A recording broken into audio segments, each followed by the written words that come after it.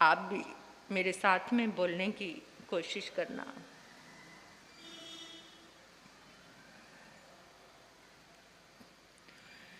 कर दे ओ दूर प्रभु मेरे मन का अंधेरा है। कर दे ओ दूर प्रभु मेरे मन का अंधेरा है। जब से तेरी लगन लगी हुआ मन में सवेरा है। जब से तेरी लगन लगी हुआ मन में सवेरा है। कर दे ओ दूर प्रभु कई युग बीत गए आप से बिछड़े हुए। कई युग बीत गए आप से बिछड़े हुए। आने मिलो प्रभु जी प्यार दिल में बतेरा है। आने मिलो प्रभु जी प्यार दिल में बतेरा है। जब से तेरी लगन लगी हुआ मन में सवेरा है। जिनके मन आप बसे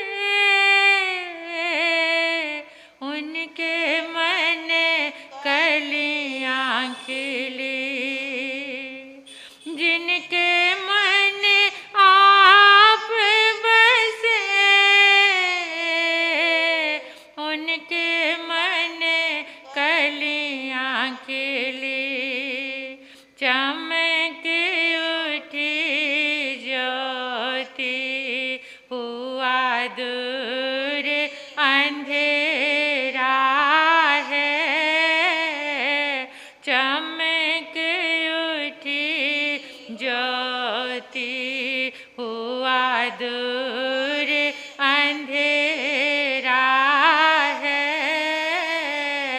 जब से तेरी लगन लगी हुआ मन में सवेरा है।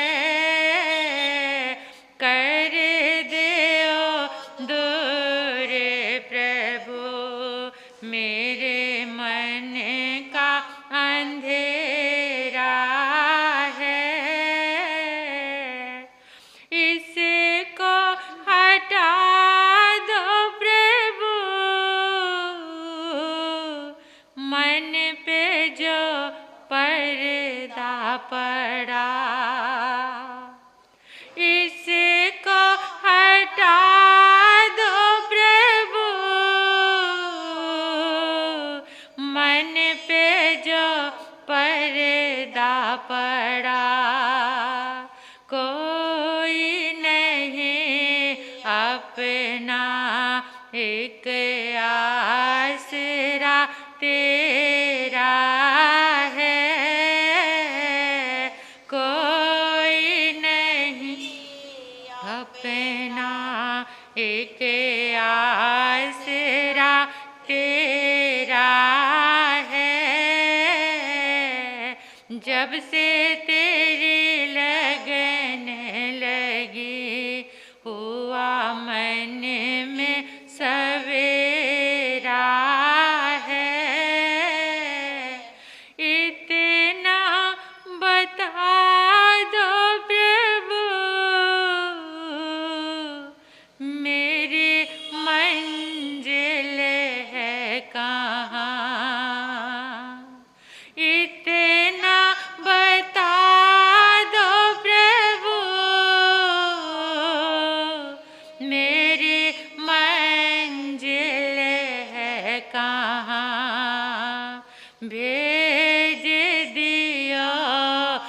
मुझको जहाँ संतों का डेरा है, भेज दियो मुझको जहाँ संतों का डेरा है। जब से तेरी लगन लगी हुआ मन में सवेरा है, कर दे ओ दूर प्रभु मेरे मन का अंधेरा है, कर दे ओ दूर प्रभु।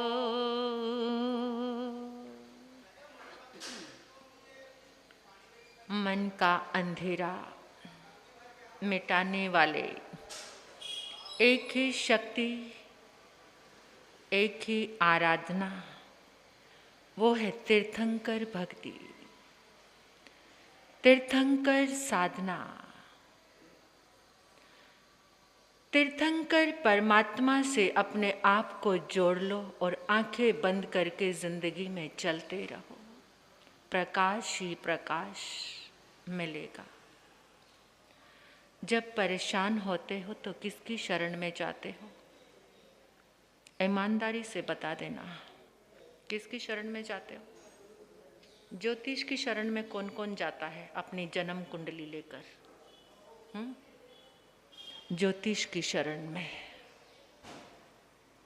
मत जाना, वो साधारण इंसान ही तो है। कर्म फिलॉसफी को, कर्म सिद्धांत को समझते हो तो याद रखो, राम के जीवन से कुछ शिक्षा लो। दशरथ ने गुरु वशिष्ठ के पास जाकर कहा था, पूरे वर्ष का सर्वश्रेष्ठ मुहूर्त बताओ, दिन बताओ, मेरे अंत्यवासी मेरे प्रिय राम का राज्याभिषेक करना है। और गुरु वशिष्ठ ने अपने सारे ज्योतिष शास्त्र को देखकर ग्रह नक्षत्रों को व्यवस्थित करके सर्वश्रेष्ठ दिन बताया राम के राज्याभिषेक का। और वही दिन क्या बन गया? राम के वनवास का दिन बन गया। इतनी मन्नतों से, इतने अरमानों से पिता ने वो दिन निकलवाया था, और वही दिन राम के वन गमन का, वनवास का दिन बन जाता है। किस पर विश्वास करते हो? किस पर? कौन सा ज्योतिष शास्त्र, कौन सी शुभ मुहूर्त, कौन सी शुभ घड़ी? इस मन के तारों को जहां अटका दिया, जहां उलझा दिया, वैसी ही एनर्जी तुम्हारे भीतर आती रहती है। और हैरान होती हूं मैं, सूर्य, चांद, बृहस्पति, शनि सब तीर्थंकर परमात्मा की परिक्रमा करते हुए अपने आप को सौभाग्यशाली समझते हैं। तो आप तीर्थंकर की आराधना करनी शुरू कर दो। सुचिन्ना कम्मा सुचिन्ना फला भवंती, दुचिन्ना कम्मा दुचिन्ना फला भवंती। सद कर्म करो, सद फल, अच्छे फल तुम्हारे समक्ष आते चले जाएंगे। दुचिन्ना कर्मा, दुष्ट कर्म, और उनका परिणाम तो दुष्ट ही आएगा। इसलिए तीर्थंकर शरण में आ जाओ, ज्योतिषी की शरण में जाना छोड़ दो। सारे काम संवरने मेरा बहुत बड़ा विश्वास है। किसी समय आपको लगता है किसी ने कुछ करा दिया, किसी की बुरी नजर आ गई, बड़े पीड़ित हैं लोग इस बात से। किसी के किए कराए के कारण महाराज साहब मेरा काम नहीं चल रहा। ठीक है, आपका मन वैसा बन रहा है, होती हैं ये चीजें। ऐसा नहीं कि ये जादू तंत्र मंत्र विद्याएं, ऐसी दुष्ट विद्याएं होती हैं, और ये अघोरी विद्याएं होती हैं, इनकी साधना भी उसी तरीके की गलत होती है, उसका परिणाम बड़ा भयंकर होता है। लेकिन जहाँ तीर्थंकर साधना होती है वहाँ पर ये चीजें अपना प्रभाव नहीं दिखाती। मन में तीर्थंकर के प्रति समर्पित हो जाओ। जहाँ तीर्थंकर आराधना लोगस्य का नमोथुणं का उपसघरं की ये साधना होती है, जहाँ पुच्छी सुणम की आराधना होती है, वहाँ पर वो असुरी वृत्तियाँ नहीं रुकती, उनको छेदन भेदन लगता है। जैसे कोई ये मंत्र जाप जिस समय लोगस पढ़ा जाता है तो उनको लगता है कि कोई तीर भालों से मेरे शरीर को छेद रहा है, वो नहीं सुन सकते। और जहाँ ये मंत्र जाप होगा तो वो अपने शरीर को छिदवाने के लिए वहाँ क्यों रुकेंगे? कोई भी भूत प्रेत की बाधा वहाँ पर नहीं रुकेगी। लेकिन इंसान इतने मिथ्यात्व में आ चुका है। एक बात मुझे याद आ गई, एक लड़की की नई शादी हुई और घर में आई। घर में आके देखा कि सब कुछ सासू जी जो कहती है उन्हीं की चलती है। पति है वो भी अपनी माँ का पिछ लगू है, और घर में दो नंदे हैं। एक की शादी हो गई, एक कवारी बैठी है।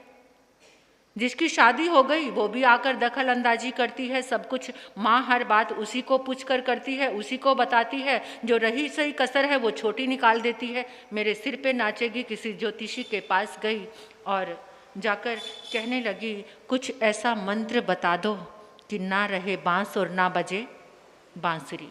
मियाँ बीवी राजी, क्या करेगा काजी। बस हम पति पत्नी ही रहें, कुछ ऐसा मंत्र बता दो जिसके कारण मेरी ये सारी परेशानी दूर हो जाए। ज्योतिषी भी बेचारा बड़े कमाल का था, उसने भी एक मंत्र दे दिया। मंत्र दिया, अब वो क्या करती है, और उसने कहा कि इस मंत्र की साधना जिस समय रात को शाम को चांद निकल आएगा ना, तो चांद को जाकर अर्घ देना और ये मंत्र पढ़ना, और ये मंत्र तुझे हर रोज लगातार 21 दिन तक करना है। वो रोज अपनी थाली सजाती, उसमें दिया जलाती और एक जल से भरा हुआ छोटा सा कलश रखती, और घर के पिछवाड़े में पहुंच जाती। घर के पिछवाड़े में जाती और रोज अर्घ देती और मंत्र बोलती। 2 दिन 4 दिन लड़का देखने लगा, माँ ये हर रोज कहाँ जाती है? कहते, बेटा बहुत अच्छी है, जैसे ही चांद निकलता है चांद को अर्घ देती है और कुछ मंत्र जाप भी करती है। बड़ी सियानी बहू है, बड़ा अच्छा काम कर रही है। जा करके कि क्या पूजा कर रही है, क्योंकि वो दिन रात उसके साथ रहता था। उसकी नेक नियत या विचार कुछ पूजा पाठ वाले तो उसको लग नहीं रहे थे। वो सोचने लगा कि जाके करती क्या है। अब वो गया पीछे पीछे दुबक के और चुपचाप दबे पांव वहाँ जाकर खड़ा हो गया। खड़ा होकर के सुना उसने वो क्या बोल रही थी, मैं तुझे पूजूं पूनम चंदा, मर जाए सास और दोनों ही नंदा। मैं तुझे पूजूं पूनम चंदा, मर जाए सास और दोनों ही नंदा। वो तो सुन के चुपचाप आ गया और सोचने लगा, इतनी जालिम, मेरी माँ को और मेरी बहनों को मारने में लगी हुई है, ये मंत्र जाप करती है हर रोज, ऐसी पूजा है इसकी। अब अगले दिन जैसे ही वो पिछवाड़े गई, जल का लोटा लेकर, थाली लेकर, तो एक जल का लोटा लेकर के वो भी पूजा करने के लिए आ गया, उसने उस तरफ मुंह कर रखा था, उसने दूसरी तरफ। वो बोल रही है मैं तुझे पूजूं पूनम चंदा, मर जाए सास और दोनों ही नंदा। और उसने जोर से बोलना शुरू कर दिया उसके बाद, मैं तुझे पूजूं ऊंट कटाला, मर जाए ससुर और दोनों ही साला। उसने भी ये मंत्र बोलना शुरू कर दिया। अब जब उसने मंत्र सुना, हो इसको तो मेरा पता लग गया और ये खुद ऐसा मंत्र बोल रहा है, उसने तो क्या किया, त्रिया चरित्र करके एकदम आई और सीधी आके आंगन में ढेर हो गई। ऐसे लगा जैसे कोई प्रेत बाधा उसके अंदर आ गई है। मैं इसे नहीं छोड़ूंगी, मैं इसे लेकर जाऊंगी, मैं इसको मार गिराऊंगी। इसने ऐसा किया, वहाँ जाकर पिछवाड़े में पूजा करती थी, मैं हर रोज इसको देखती थी, मेरा मन इस पर आ गया। ना जाने क्या क्या। वो बेचारी सास तो भोली भाली थी। अब वो सोचने लगी, देखना बहू तो हर रोज पूजा करती थी, ये क्या हो गया इसको। उसको बार बार हाथ जोड़कर कह रही है, तू इसे छोड़कर चली जा, जो हम कहेंगे तू कहेगी वही हम करेंगे। क्योंकि ऐसे जो प्रेत बाधा अंदर आती है तो वो कुछ ना कुछ बोलती है। ऐसे देखा हमने बहुत सारा। लेकिन होगा उसके कुछ लोग ऐसे होते हैं कि कोई परिवार में मिथ्यात्व का आश्रय लेते हैं, परिवार को काबू में करने के लिए, अपने पीछे लगाने के लिए। दुष्प्रवृत्तियां, जहाँ पर धर्म नहीं है, सम्यक बोध नहीं है, वो लोग कितने घरों में, गाँव में आज भी ऐसे त्रिया चरित्र, ऐसे मिथ्यात्व का सेवन करके परिवार में उदंडता मचाए रखते हैं कुछ लोग। अब वो सास हाथ जोड़कर कह रही है, बेटा इसको छोड़कर चली जा, तू जो भी है, भूत है, प्रेत है, पिशाच है, वाण यंत्र है, जो भी है, इसको छोड़कर चली जा, जो तू कहेगी हम वही करेंगे। तो वो कहने लगी, इसका एक ही इलाज है। कहते क्या? कहते लड़के की माँ सिर मुंडवाकर, मुंह पे कालिस लगाकर, गधे पे चढ़कर मेरे सामने आए तो मैं इसको छोड़कर चली जाऊंगी। अब वो बेचारी सास कहने लगी, थोड़े समय की तो बात है, बाल तो फिर आ जाएंगे, मेरी बहू तो ठीक हो जाएगी। मुश्किल से तो बेटे की शादी हुई है और अब तो इतना अच्छा कुछ करने लगी थी, मेरी बहू ठीक हो जाए। नहीं, इसको मत लेकर जाना, मैं ऐसा सारा कुछ कर लूंगी, कोई बात नहीं। लड़के की माँ तेरे सामने आ जाएगी, सिर मुंडवाकर, मुंह पे कालच लगाकर, गधे पर चढ़कर। वो लड़का कहता, माँ कोई बात नहीं, ऐसे कैसे, यहाँ पर बड़े बड़े तंत्रवादी हैं, मंत्रवादी हैं, मैं उनको लेकर आता हूँ, आप थोड़ी देर इंतजार करो। अब वो तो सीधा अपनी ससुराल पहुंच जाता है। ससुराल पहुंच गया और जाकर लड़की की माँ को कहा, तुम्हारी बेटी को इतनी भयंकर प्रेत बाधा लग गई है, 2 दिन हो गए बेहोश पड़ी है और एक ही बात चिल्लाई जा रही है, मैं इसको तब छोड़ूंगी अगर लड़की की माँ सिर मुंडवाकर, अपने मुंह पे कालच लगाकर, गधे पर चढ़कर आ जाए, तब मैं इसको छोड़कर जाऊंगी। क्योंकि वो भी नहले पे दहला था, वो उसको नीचा दिखाने में लगी हुई थी और वो आगे से 2 कदम आगे ही था। वो लड़की की माँ कहती, मेरी बेटी ठीक हो जाएगी, अरे कोई बात नहीं, बाल तो घर की खेती है, फिर आ जाएंगे। जल्दी से नाई को बुलाया, अपने सारे बाल उतरवाए और तवे से कालस उतारी, अपने मुंह पर लगाई और फटाफट साथ में चल पड़ी। वहीं गांव से कोई बाहर से गधा पकड़ा, उस पर बैठकर आ गई और एकदम लड़के ने कहा, देखो, क्योंकि वो तो आंखें बंद करके पड़ी हुई थी, उसने हाथ जोड़कर कहने लगा कि देखो प्रेत बाधा जो भी आप हो, जो आपने कहा था सिर मुंडाकर, मुंह काला करके, ये आपके सामने आकर खड़ी हो गई है। एकदम जोर से बोलने लगी, देख बंदी का चाला, सिर मुंडाया और मुंह काला। वो लड़का कहने लगा, अरे देख बंदे की फेरी, अम्मा तेरी है या मेरी? हाँ, देख बंदे की फेरी, अम्मा तेरी है या मेरी? जब उसने आंखें खोली, सारा का सारा जो त्रिया चरित्र था उसका वो पानी में बह गया। जितना मिथ्यात्व था, उसी समय हाथ जोड़कर कहने लगी कि मुझसे बहुत बड़ी गलती हो गई, मैं ऐसे व्यक्ति के पास पहुंच गई जिसने मुझे ऐसा मंत्र दिया और मेरे दिमाग को भ्रमित कर दिया। तो उस लड़के ने कहा कि अगर सुबह का भूला शाम को घर आ जाए तो उसे भूला नहीं कहते, अभी अरिहंत शरण में आ जाओ। वो जिन धर्म का उपासक था उसको लेकर के गुरुओं की शरण में आया और नमोकार मंत्र की प्रेरणा दी और धीरे धीरे जीवन बदलता है। जब तीर्थंकर भगवान की शरण मिलती है, तीर्थंकर भक्ति जिसके जीवन में घटित होती है, उसको कहीं पर भी जाने की जरूरत नहीं रहती। बिना पैंदी के लोटे मत बनना, जिधर देखो उधर ही लुढ़कते रहना। ना खुदा ही मिला ना विशाले सनम, ना इधर के रहे ना उधर के रहे। दो सुई दो सिए ना कंथा, एक पंथी दो चले ना पंथा।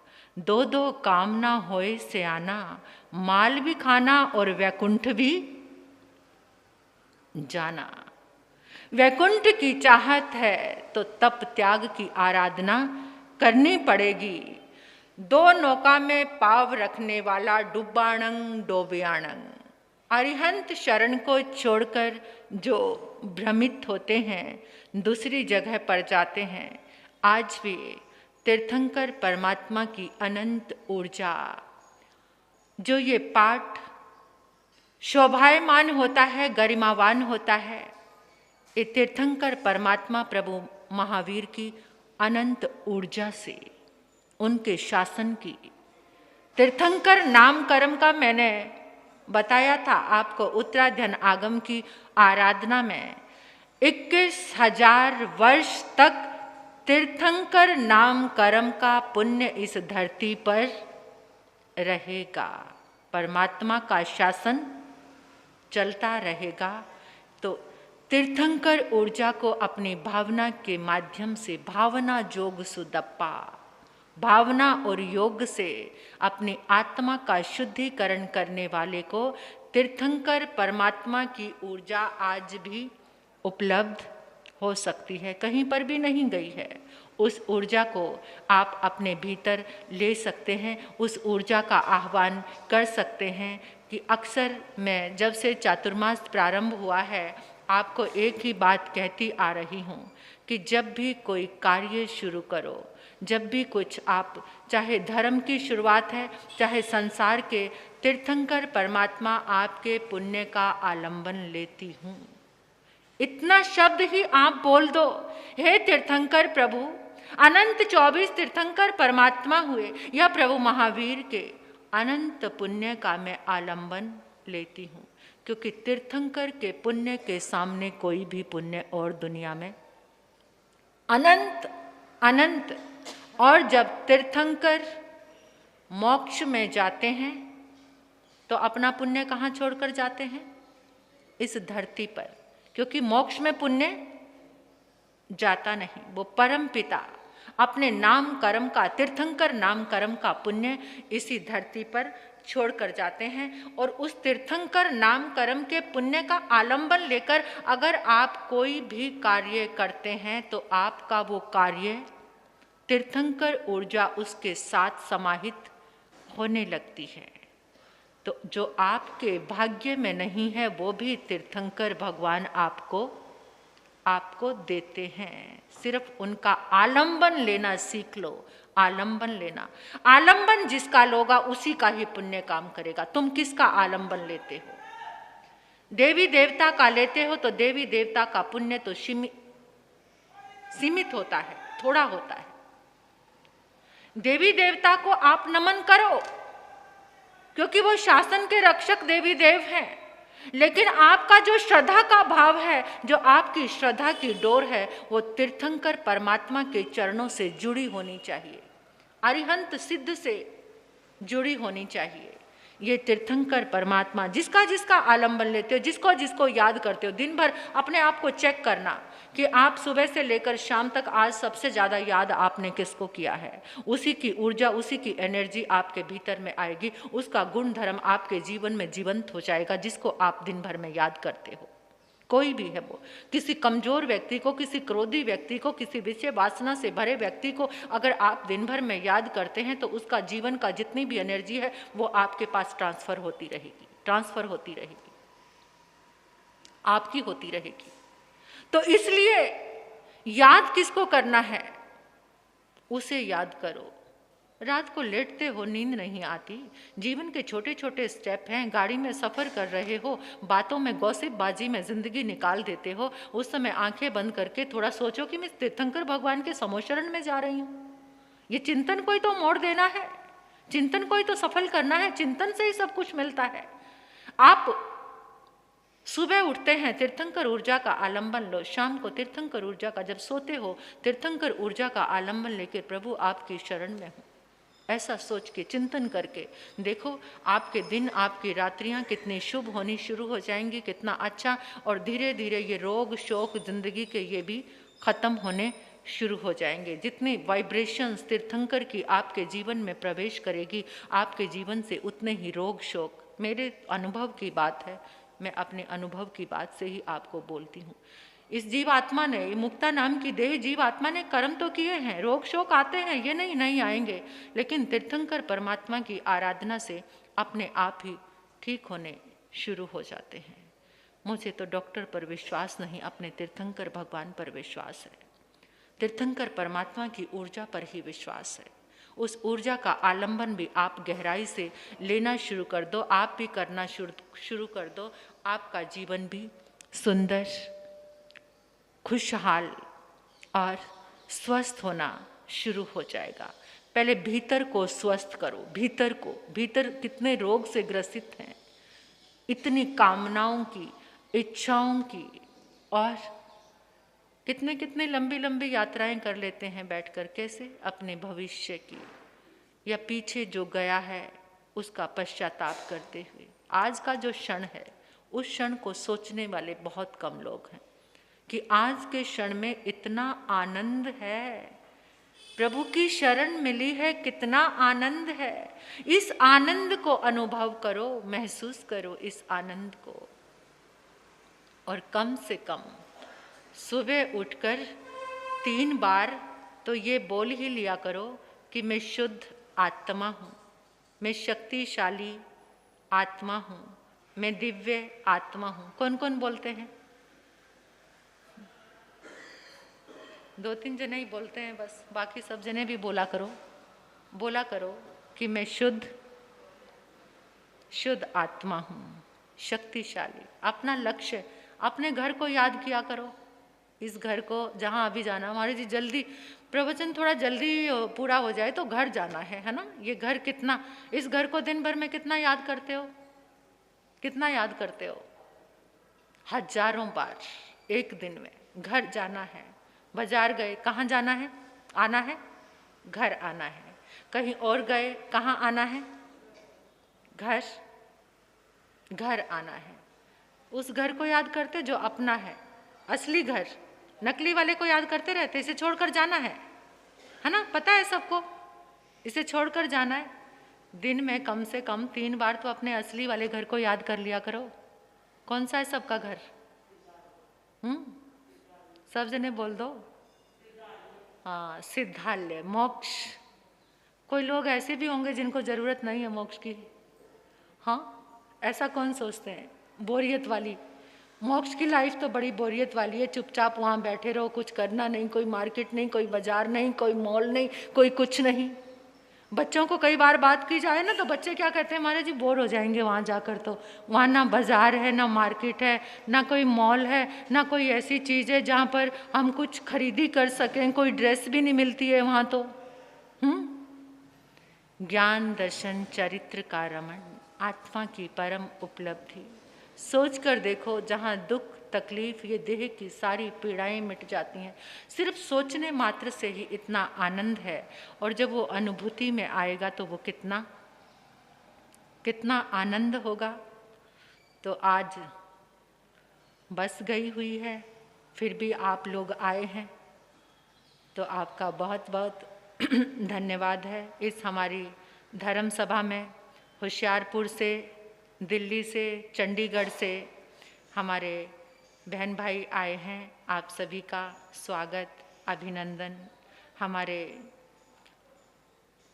सुनीता जी महाराज साहब के संसारी भाई आए हैं, भाई भाभी बड़े धर्मात्मा हैं और बड़े धर्म की आराधना करते हैं, साधु संतों की सेवा करते हैं। पिछला हमारा होली चतुर्मास का समय चंडीगढ़ का रहा, इन्होंने बड़ा लाभ लिया, ये आए हैं, आपका हार्दिक अभिनंदन। और होशियारपुर से भी 2010 में हमारा चातुर्मास था, मीना बहन, अनु जी और भी एक और बहन है ना, 3 जने आए ना। अच्छा, आप लोग आए हैं, आपका बहुत बहुत धन्यवाद।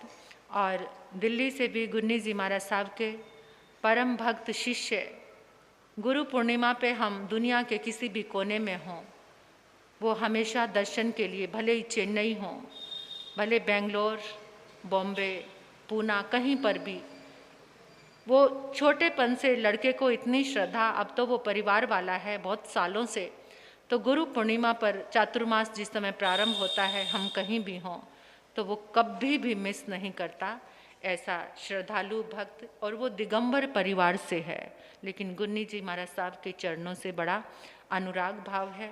उनका भी इस धर्म सभा में हम हार्दिक स्वागत, अभिनंदन करते हैं सभी का। तो कल सब लोग आ जाएंगे। एक अनुष्ठान हम आज रखना चाहते थे, लेकिन बस बाहर गई है, सब लोग गए हैं। तो कल प्रवेश गुन्नी जी महाराज साहब का शुरू में स्टार्टिंग में उनका 40सा होगा। मैं निरंतर उनके गुणों के बारे में बता रही हूँ आपको कि वो 47 वर्ष में ही उनका देवलोक गमन हो गया था, लेकिन गुन्नी मैया मोहन माला जी महाराज साहब को उन्होंने तप का दिव्य वरदान दिया। उनकी ही कृपा से 311 उपवास का तप संपन्न हुआ। ऐसी गुन्नी मैया का आप भक्ति भाव से 40सा गाएंगे, 40सा करेंगे तो उनकी बहुत कृपा आपके ऊपर बरसेगी। मिस ना करना। कल सुबह दिन ही कितने गिने चुने दिन रह गए हैं, और आने वाली 8 तारीख को चातुर्मास समाप्ति, और मेरी इस देह का जन्म भी उसी दिन हुआ। तो उसी उपलक्ष्य में 3 दिन का एक कार्यक्रम है, यानी जप और तप की आराधना। यही साधु जीवन के जन्म का मकसद ही यही होता है कि उसके निमित्त से, वैसे तो 1 साल कम हो गया है, कोई खुशी मनाने जैसी बात तो होती ही नहीं, लेकिन इस निमित्त से अगर धर्म की आराधना होती है तो ये सौदा घाटे का नहीं, ये सौदा तो लाभ का ही है। तो ऐसा लाभ का सौदा करने के लिए भले ही 1 साल खत्म हो गया, लेकिन कितने सारे सब लोग 8 तारीख को सामूहिक रूप में आइम्बिल तप होंगे, और जिन्होंने अभी तक स्लिप नहीं ली है वो लेकर चले जाना। और 6 तारीख को पुच्छी सुनम की 9वीं गाथा की आराधना होगी, उसका जाप होगा सामूहिक रूप से। जिनको वीकनेस फील होती है हर समय, जिनके जीवन में खुशहाली नहीं है, नंदन वन जैसा खुशहाल जीवन करने वाली ये 9वीं गाथा, परमात्मा के गुणों की गाथा, बड़े एक्सपीरियंस के साथ इस गाथा को हम आपके बीच में लेकर आ रहे हैं। बड़े अनुभव हैं लोगों के। तो 9वीं गाथा का उस दिन जाप होगा, और 7वीं गाथा, ये लोगस्य की 7 तारीख को 7वीं गाथा, 7 तारीख को लोगस्य की 7वीं गाथा यानी अंतिम गाथा, चंदेसु निमलयरा आई चेसु अहियंग पयासरा। इसका मैं उस दिन विस्तार से आपको महत्व और बताऊंगी कि इस गाथा के करने से क्या होता है। तो इस गाथा का जाप रखा है लोगस्य की अंतिम चरम गाथा का। तो आप सभी ने एक दूसरे को प्रेरणा देनी है, और उसके लक्की कूपन के लाभार्थी बन रहे हैं हमारे पिताजी का नाम क्या भैया? श्री जवाहरलाल जैन सतीश कुमार जी। ये इन लक्की कूपन उस दिन वितरण करेंगे, दोनों तीनों दिन इनकी भावना है। तो इन्होंने, भैया ने कहा महाराज जी 3 कार्यक्रम आप रख लो जाप का, तो बहुत अच्छा होगा। चलो इसी बहाने से जप से और तप से आप सभी लोग जुड़ेंगे। तो इसी के साथ समय अपना हो गया है। जो अभी भी ये भाव रख रहे हैं कि हमें तीर्थंकर भक्ति से ही जुड़ना है, वो परम पुण्यशाली हैं।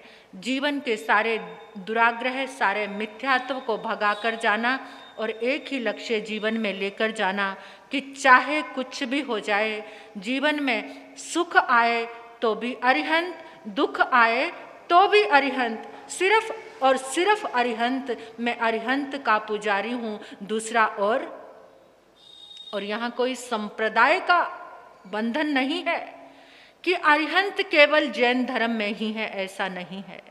यह लिंग सीधा, परलिंग सीधा, अन्य लिंग सीधा, गृहस्थ लिंग सीधा, एक सीधा, अनेक सीधा, नपुंसक लिंग तक सीधा है। अगर नपुंसक लिंग अरिहंत हो गया है, नपुंसक, तो वो भी हमारा क्या है? देव है। वो अरिहंत हो गया है, वो केवली हो गया है, तो वो भी यहाँ संप्रदाय का कोई महत्व नहीं। संप्रदाय की हर दीवार को तोड़कर जिन शासन जयवंत है, जिन शासन जयवंत है, कहीं पर कहीं भी कोई भी कहीं पर भी कमल का फूल खिल सकता है। और ज़्यादातर खिलता है कहाँ पर? कहाँ? जल में। जल में कमल, रूड़ी के ढेर पर कमल। तो वहाँ भी अगर अरिहंत अवस्था उत्पन्न होती है तो सबको हमारा नमन है। तो इसी के साथ किसी का कोई आज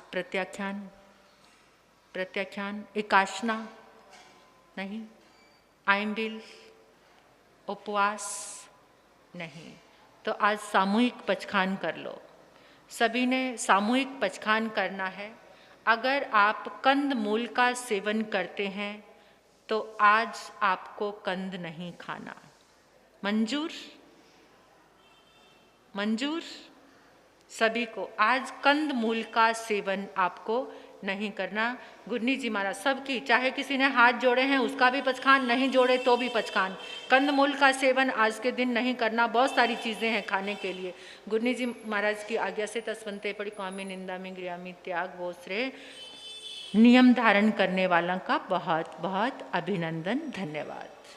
ठीक है जी, अब जयकारे बुला के मंगल पाठ। बोलिए भगवान महावीर स्वामी की, समस्त आचार्य भगवंतों की, समस्त आचार्य भगवंतों की, शमन संघ के प्रथम आचार्य भगवंत पूज्य श्री आत्मा राम जी महाराज साहब की, आचार्य भगवंत पूज्य श्री आनंद ऋषि जी महाराज साहब की, आचार्य भगवंत पूज्य श्री देवेंद्र मुनि जी महाराज साहब की, वर्तमान आचार्य सम्राट ध्यान योगी पूज्य गुरुदेव श्री शिव मुनि जी महाराज साहब की, शमन श्री फूलचंद जी महाराज साहब की, थोड़ा तो जोर लगा लो, बोले बाबा श्री रतन मुनि जी महाराज साहब की, माँ सती श्री पार्वती जी महाराज साहब की, परम विदुषी माँ सती श्री प्रवेश कुमारी जी महाराज साहब की, तपाचार्य तप चक्रेश्वरी उपरवर्तनी गुरनी मैया श्री मोहन माला जी महाराज साहब की, शासन प्रभाविका आइम्बिल तपाराधिका गुरनी मैया श्री पुनीत ज्योति जी महाराज साहब की, तप सूर्या महासाध्वी श्री निधि ज्योति जी महाराज साहब की, संसार के सभी महापुरुषों की, जैन धर्म की। अब हमारा